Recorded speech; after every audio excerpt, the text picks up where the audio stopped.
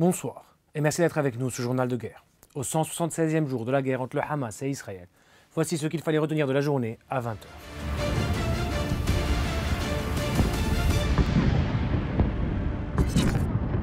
Nous commençons par la situation à la frontière libano-israélienne. Un véhicule de la FINUL a été touché samedi vers 11 h heure locale à la périphérie de Rumesh. 3 observateurs militaires et un civil ont été blessés. Il s'agit d'un officier australien, d'un norvégien et d'un chilien, ainsi que d'un traducteur libanais.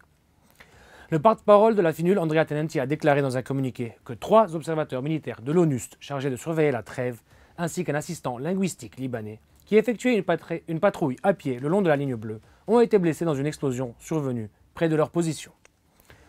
Selon des informations préliminaires, un drone israélien aurait lancé un missile sur la patrouille. D'après des informations obtenues par ICI Beyrouth, les observateurs ont senti qu'un drone suivait leur convoi, composé de 4x4 identifiés comme appartenant à l'ONU, et ont décidé d'évacuer la voiture.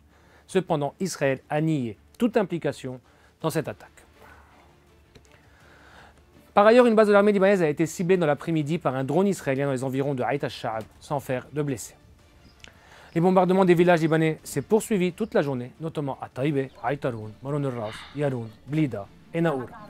Par ailleurs, le Hezbollah a annoncé avoir ciblé plusieurs positions israéliennes, notamment la caserne de Ramim, des positions à Khirbet Ma'ar, Al-Rahib et Rouaïset el-Alam, ainsi qu'un bâtiment où sont postés des soldats israéliens dans la colonie de Admit. La formation pro-iranienne a aussi revendiqué l'attaque d'un poste radar dans les fermes de Sheba, ainsi qu'une attaque de drone contre le quartier général de la brigade occidentale à Yara.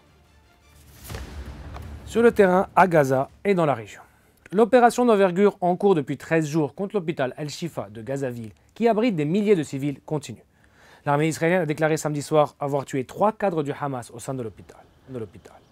Le Hamas, par ailleurs, accuse également les Israéliens d'attaquer 2 autres hôpitaux, El-Nasser et El-Amal. En outre, plus d'une cinquantaine de frappes ont touché la bande de Gaza ces dernières 24 heures.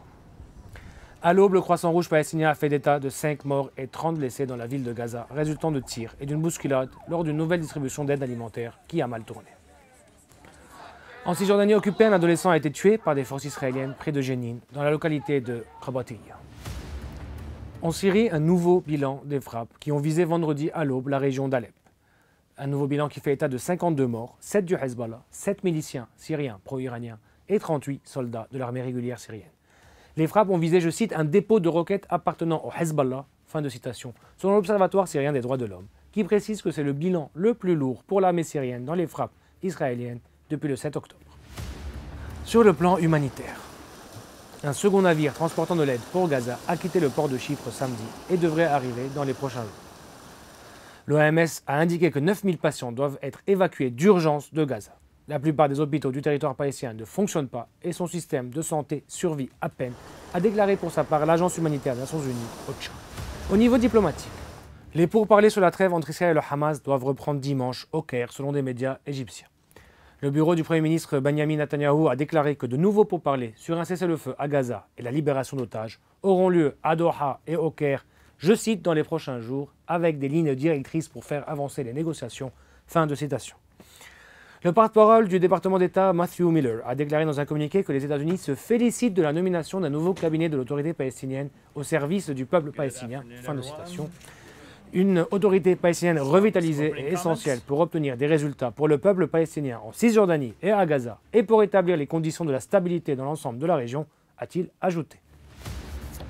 Mais l'administration Biden est critiquée, notamment par son propre camp, pour avoir, selon le Washington Post, autorisé le transfert de milliards de dollars de bombes et d'avions de combat à Israël. L'administration Biden ne peut pas faire pression de manière crédible pour améliorer l'accès humanitaire à Gaza, a déclaré le sénateur Jeff Merkley, tout en envoyant les mêmes armes que celles utilisées par le gouvernement Netanyahou pour tuer sans discernement des Palestiniens innocents. C'est une erreur à tous les niveaux. Fin de citation. Le bilan humain depuis le début de la guerre à 20 h heure de Beyrouth. À Gaza, le ministère de la Santé a fait état d'au moins 32 705 Palestiniens tués depuis le 7 octobre. Du côté israélien, approximativement 1200 morts sont toujours officiellement recensés par l'État hébreu depuis début novembre, un chiffre qui n'a toujours pas évolué selon les données officielles, malgré des annonces régulières de soldats tués dans les combats. L'armée israélienne a toutefois annoncé la mort d'un de ses soldats aujourd'hui, portant le bilan à 255 soldats morts depuis le début de l'offensive terrestre à Gaza. Merci de nous avoir suivis sur Ici Beyrouth. On se retrouve demain pour un autre résumé de la situation. Vous pouvez suivre toute l'actualité concernant cette guerre sur notre site www.icibeyrouth.com sous la rubrique Guerre Israël-Hamas, ainsi que sur nos réseaux sociaux.